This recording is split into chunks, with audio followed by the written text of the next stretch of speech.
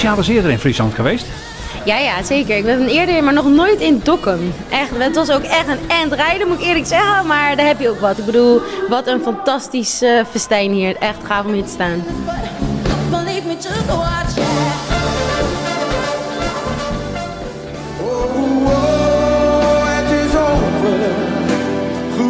Hoe ging het optreden hier in Dokkum? Nou ja, ik heb zometeen nog 2 blokjes te gaan, want het is een beetje verdeeld over de hele avond. Maar het eerste blok was gezellig en lekker nat. Maar iedereen die is gekomen, die staat in de regen. Dus ik denk, ja, het minste wat ik kan doen is dan lekker bij ze in de regen gaan staan. Maar ja, het was superleuk en er gebeurden allemaal spontane dingen. Want we wisten op een gegeven moment niet meer, nou, zullen we nu stoppen? Nou, we gingen gewoon lekker door en dus het is leuk.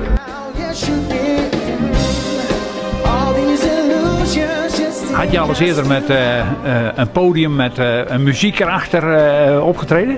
Ja, zeker. Maar natuurlijk niet met dit speciale orkest. Het was echt ja, hele leuke ervaring. Heel tof.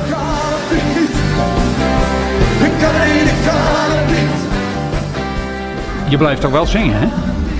Nee, tuurlijk blijf ik zingen. Ik hoop het een beetje samen te combineren. Maar ja, je kan natuurlijk gewoon alleen maar de liedjes zingen. Maar dan kunnen de mensen misschien ook gewoon het beste een plaatje thuis opzetten. Dus ik probeer altijd wel dat de mensen het leuk hebben. En daar moet je gewoon 100% voor gaan, altijd. There's a songbird who sings. Sometimes all of our thoughts are misgiven.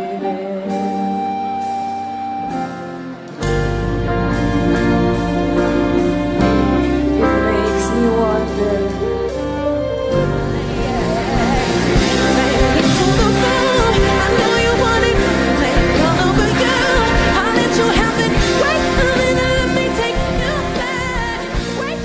Oeh, dat is een lastige. Weet je, ik heb echt inderdaad heel veel dingen gedaan. Ik ben nu 30 en soms denk ik ook wel eens van, ik heb zo verschrikkelijk veel doelen gehad en ik heb er al heel veel behaald. En ik ben stiekem ook een klein beetje aan het kijken van hoe ik de nieuwe generatie zou kunnen klaarstomen. Dus ik ben nog even aan het kijken wat voor vorm ik dat zou kunnen gieten. Maar ik wil wel echt de nieuwe talenten wel opleiden om echt een popartiest te worden. Omdat ik heel veel heb meegemaakt en ik denk wel echt dat ik ze daarbij kan helpen.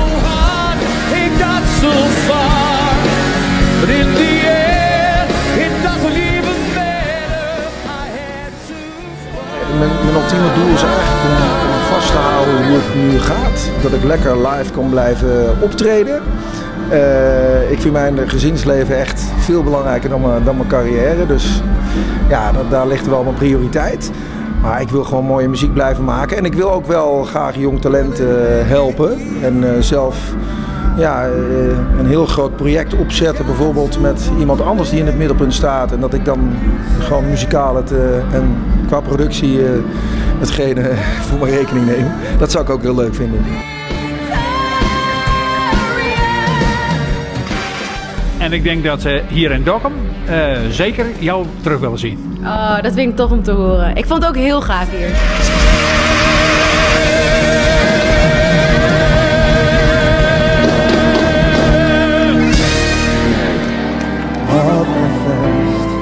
Soms wordt het elk jaar fiestevolle voor mij.